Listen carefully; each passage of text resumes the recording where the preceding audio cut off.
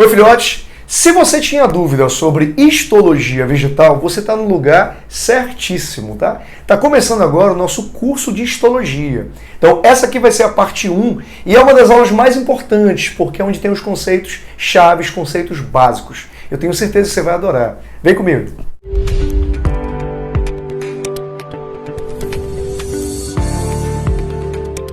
Eu me chamo Renaque Almeida, sou professor de biologia há bastante tempo e montei esse canal com o objetivo de ajudar vocês em vestibulares como o Enem, FUVEST e até em provas do próprio colégio, tá bom? Então sempre recorram a gente aqui para dar esse apoio especial para vocês, tá? A gente vai começar agora o curso de histologia vegetal, tá?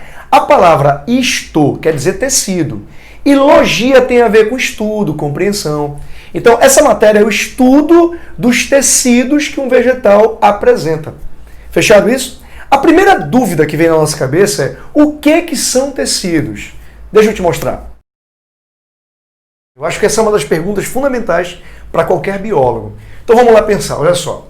Um tecido, filho, ele é um grupamento de células, tá? Célula é a unidade de cada ser vivo, né? E se eu agrupar as células, eu vou formar um tecido. Só que atenção para essa frase importante, ó. Nem todo grupo de células é um tecido. Cuidado com isso, tá? Para ser tecido, filho, esse grupinho de células que eu botei bem aqui, ó, eles têm que respeitar 3 características. Então vamos para a primeira, vamos lá. Primeiro, as células de um tecido trabalham juntas para executar uma determinada função. Então elas têm que trabalhar em grupo. Elas não podem ter uma função isolada. Elas trabalham juntas, em grupo, tá bom? Cuidado! Não é necessário, não é obrigatório que elas tenham a mesma função. Não é isso. Elas podem ter funções diferentes, mas juntas elas vão trabalhar para desempenhar algum papel. Fechado isso? Segundo ponto, filho. Elas são interdependentes, ou seja, para executar as suas funções, umas dependem das outras. Tá claro? E terceiro ponto, filho, elas têm que ter a mesma origem embrionária. Porque, por exemplo, se eu tiver essa célula de uma origem, essa aqui de uma outra origem e essa aqui de uma outra origem, aí não está valendo. Isso não vai ser tecido. Tudo bem? Agora que você sabe a definição de tecidos, né, me vem uma outra dúvida. Eu queria saber se todo organismo pluricelular, ou seja, que tem várias células, né, será que ele apresenta tecidos? Vamos entender. Tanto no meu trabalho presencial, quanto os meus alunos online, como vocês, né, sempre perguntam bastante isso daqui. Inclusive, gente, quem não me segue no Instagram, segue que lá pelo direct, eu tiro muita dúvida do pessoal, tá? É Renaque Almeida no Instagram. Aí lá tem curiosidades de biologia, para quem curte. Eu faço quiz, né? Comento questões, falo um pouquinho da nossa vida, né? Como é que a gente caminha. Então, é bem legal, tá? Segue lá no Instagram também. Então, olha só. Será que todos os indivíduos pluricelulares, né, que são os seres que têm várias células no corpo, será que todos eles formam tecidos? Bom, a resposta é bem direta, filho. Não. Não. Tá? Nem todo ser pluricelular tem tecidos. Eu trouxe 2 exemplos para vocês. Ó. Vamos lá. A esponja do mar é um animal, tá? Vive no ambiente marinho, tá? E é do filo dos poríferos. Só que tem um detalhe. Na esponja do mar, as células são mais autônomas. As células são independentes para desempenhar as suas funções. Sendo assim, eles não têm tecidos verdadeiros. Porque lembra, uma condição básica para que eu tenha tecidos é que as células sejam interdependentes. Tudo bem, filho? Outro exemplo muito semelhante é dos cogumelos. Ó. Cogumelo, filho, aquela orelha de pau, champignon, né? O cogumelo é um fungo, mas ele é pluricelular, tá? Tem fungo unicelular, que são as leveduras, e pluricelular, que são os cogumelos. Inclusive tem uma aulinha nossa aqui no canal, procurem na playlist de microbiologia, que tem uma aulinha só para fungo, tá bom? Para você entender essa paradinha também, tá? Beleza. O cogumelo é um fungo pluricelular, só que acontece de novo o que rolou nas esponjas. As células dos fungos, tá? Elas são mais autônomas, são mais independentes. E isso não caracteriza tecidos, tá bem? Então não esqueça desses 2. Existem seres vivos pluricelulares, ó, tá bem? Que não formam tecidos verdadeiros. Essa é uma pegadinha muito importante, tá, gente? Fica ligado. Muito bem, entendi tudo, prof. A próxima dúvida agora é, e os vegetais? Os vegetais, as plantinhas, têm tecidos. Quais são esses tecidos? Então vamos junto conhecer isso e fazer a classificação. Vamos lá. Muito bem, para a gente classificar, primeiro vamos conhecer a célula vegetal, tá? Eu vou te mostrar algumas características que a gente vai usar para classificar os tecidos, tá bom? Vamos lá. Primeiro, filho, essa aqui é uma célula, tá? Isso de azulzinho que eu coloquei foi a PC, a parede celular, tá? Que é feita de celulose, que é um carboidrato, um açúcar, tá bom? Beleza, isso que eu botei de vermelho aqui, ó, é a membrana plasmática da célula vegetal, normal, né? A bolinha preta representa o núcleo, que é onde fica o DNA, né? E essa bolinha aqui, ó, representa o vacúolo central. Esse vacúolo central é uma organela que você não vê na célula animal, tá? Ela está na célula vegetal. E esse vacúolo central, ele serve como um depósito. Aqui dentro vai ser depositado sais minerais, água, carboidratos, vitaminas. Então, entendam sempre o vacúolo central como uma organela que serve de depósito nas células vegetais. Tudo bem, filho? Então vem cá comigo. Baseado nisso, a gente vai dividir os tecidos vegetais em dois. Existem os tecidos embrionários ou tecidos de formação, tá? E tem os tecidos adultos ou tecidos permanentes. A diferença é facinho. Eu recomendo que você aprenda as características de um, porque o outro é o contrário. Vamos lá? Eu vou usar como referencial o embrionário, tá? Então vamos lá. Primeiro, o tecido embrionário é formado por células jovens. E as células, quando são jovens, têm a parede celular mais fininha, mais delgada. Então, parede celular delgada, porque a célula é jovem. Outro ponto, essas células ainda são indiferenciadas. Isso quer dizer que elas não foram especializadas em nenhuma função, não são especializadas, tá? E exatamente por serem indiferenciadas, elas têm um alto poder mitótico. São células que fazem mitose, ou seja, se duplicam, né, com grande facilidade. E é exatamente por isso, filho, que a gente chama esse tecido de formação. Como ele faz muita mitose, né, ele consegue repor células na planta. É a partir dele que vão surgir os tecidos adultos. Quem está fazendo mitose direta. Eu comparo, por exemplo, as células embrionárias na botânica, eu comparo com células embrionárias em nós animais. Quando nós estávamos na barriga da nossa mãe, o nosso embrião, nosso corpo era um embrião, né, era formado por célulazinhas chamadas blastômeros, que também eram indiferenciadas e também tinham alta capacidade mitótica. Tudo bem? E outra coisa interessante, essa célula embrionária ela não tem vacúolo central. Por quê? Eu disse que o vacúolo central funciona como um depósito, né? Uma reserva da planta. Só que como essa célula ela está se dividindo constantemente, é como se ela consumisse todas as substâncias e por isso não forma depósito.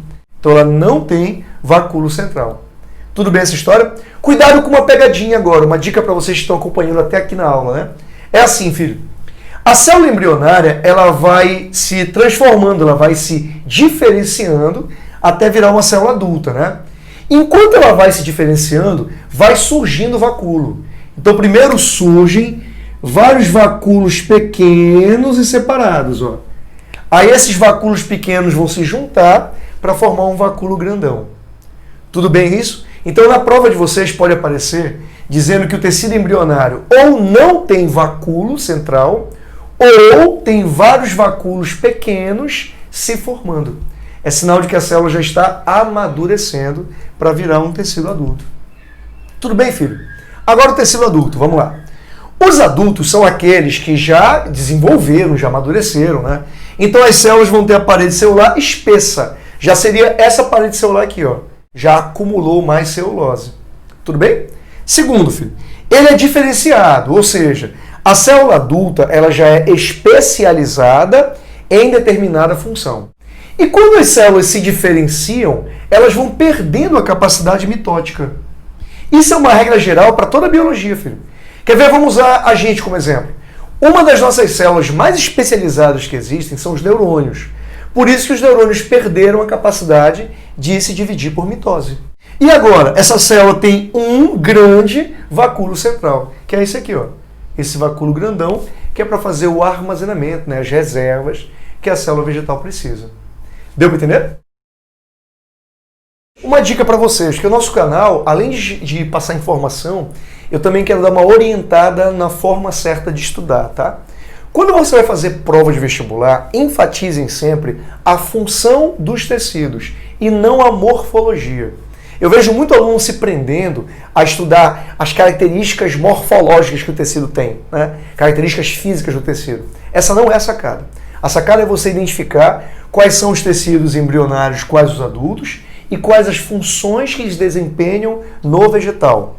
E como é que esses tecidos ajudam o vegetal a se adaptar aos mais diversos ambientes. Por exemplo, uma planta que vive na Amazônia tem uma adaptação diferente da planta que vive na Caatinga, que é extremamente seca, sem água.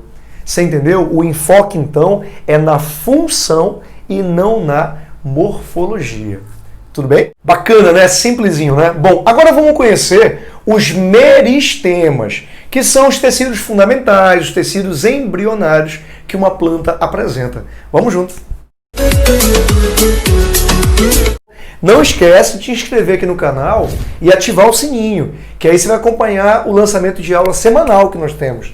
Toda semana rola aula aqui no canal para vocês, tá bom? Vamos lá. Eu falei para vocês que como ele é embrionário, ele tem uma alta capacidade para fazer mitose, não é isso? E essa mitose vai ajudar em quê? Vamos lá. Vai ajudar primeiro no crescimento. Para uma planta crescer, precisa aumentar o número de células. Tem que fazer mitose. Quem faz isso é o meristema, ó. E também vai ajudar a planta na regeneração. Se você cortar um galho da planta, se você cortar a folha da planta, ou tirar um pedaço da raiz da planta, ela tem que regenerar o órgão que você lesionou, não é isso? Então, para crescimento e regeneração, o tecido que vai aparecer na prova é meristema. Existem dois tipos de meristemas, tá? Tem o meristema primário e o meristema secundário. Eu vou explicar a diferença que é bem facinho. Vamos lá. Primeiro, o meristema primário é o que surge na fase embrionária. O nome dele é primário de primeiro mesmo, tá? Se isso aqui fosse um embrião da planta, por exemplo, as células que formam esse embrião são o meristema primário. Todo mundo entendeu? Então vem cá comigo, ó. Ele surge na fase embrionária, né? E promove crescimento na planta. Só que atenção, filho. O crescimento que ele promove é em comprimento. Então, quando ele vai se multiplicando, vai surgir o caule, e aí o caule vai crescer em comprimento. Pode surgir um galho, aí o galho vai crescer em comprimento. Vai surgir a raiz e a raiz vai crescer em comprimento. O meristema primário só promove crescimento em comprimento. Ele não tem a ver com a espessura. Ele não tem a ver com a grossura do caule, por exemplo, ou a grossura da raiz. É só comprimento. Tá claro isso? Outra coisa legal, filho. Enquanto o meristema primário vai fazendo mitose, também vão surgindo na planta os tecidos adultos, que eu vou ensinar para vocês nas próximas aulas, tá? Mas só para adiantar, filho. Tem tecido adulto na planta que é de condução, xilema e floema. Tem tecido adulto que é para sustentação, colênquima e esclerênquima. Tem tecido adulto que é de preenchimento, parênquima. Então, quem vai começar a formar esses tecidos adultos é o meristema primário da planta. Tudo bem, filho, aqui? Beleza. Agora deixa eu apresentar para vocês o meristema secundário. Tá. O meristema secundário, o nome dele é secundário porque ele não surgiu na fase embrionária, tá? Esse meristema secundário, ele vai surgir só depois que a planta já tiver tecidos adultos. O que aconteceu? Vamos lá. Quando a planta já tiver tecidos adultos, alguns tecidos adultos vão se desdiferenciar. Olha a palavrinha bem aqui, ó. Desdiferenciar. E aí os tecidos adultos vão voltar a ser embrionários. Sempre que você vê, filho, um tecido adulto readquirindo a capacidade mitótica, voltando a ser embrionário, ele está se desdiferenciando. Tá bom? Por isso que o nome dele é secundário, filho. Tudo bem? E olha, uma curiosidade para vocês, né? Essa desdiferenciação, essa capacidade do tecido adulto voltar a ser embrionário, é uma coisa que sempre intrigou a ciência como um todo. Porque isso pode ser feito em seres humanos numa aplicação médica. Eu posso pegar no futuro, por exemplo, células da minha pele, que são células adultas. Aí eu pego essas células e faço elas regredirem ao estado embrionário. Deu para sacar? E aí, com essas células em estado embrionário, eu posso produzir outras células para o meu corpo. Isso tem até nome, de IPC. São as células pluripotentes induzidas. É quando você pega uma célula adulta de um indivíduo, de um ser humano, faz ela voltar a ser embrionária, produz outras células para aquele indivíduo, para você fazer uma autodoação. Muito legal, né? Quem quiser, depois deixa aqui para mim no comentário IPC, que eu vou fazer uma aula específica só sobre o conceito de IPC e aplicações hoje em dia para vocês conhecerem, tá bom? Deixem aqui no comentário da aula para mim, fechado? Vem cá comigo. Outra coisa legal, filho. Depois que o meristema secundário surgiu, bora representar ele com a bolinha azul. Então, o meristema secundário, ele vai estar no caule, ele vai estar na raiz, ó. Depois que o meristema secundário surgiu, tá? Ele vai fazer a planta crescer em espessura. Ele vai formar também células, ele vai se multiplicando, né? E vai fazer a planta ficar mais espessa, vai fazer a planta ficar mais grossa. Mas atenção agora, anota aí no teu caderno para mim, gente. Esse meristema secundário, ele é uma exclusividade, ele não está presente em todos os vegetais, tá? Por isso que nem toda planta pode ser espessa, pode ser grossa. Só quem tem o meristema secundário, filho, anota aí para mim, são as gimnospermas, que é o caso dos pinheiros, e as angiospermas da classe dicotiledôneas, que é o caso da mangueira, por exemplo, tá bom? Se você está com dúvida sobre os grupos vegetais, né, quem são eles, tem uma aulinha aqui também, tá? Aqui na playlist de botânica tem uma aula que eu faço introdução à botânica e eu falo de todos os grupos, dou exemplo, falo de características, tá? Assiste também, fechado? Então, vem cá comigo, ó. Agora olha essa imagem. Se eu pegar uma planta adulta, então, eu teria assim, ó.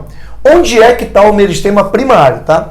Ele fica nas extremidades da planta, que nós chamamos de gema. Então, a parte mais alta do caule, ó, na extremidade do caule, é a gema apical, que vem de ápice, né? Parte mais alta.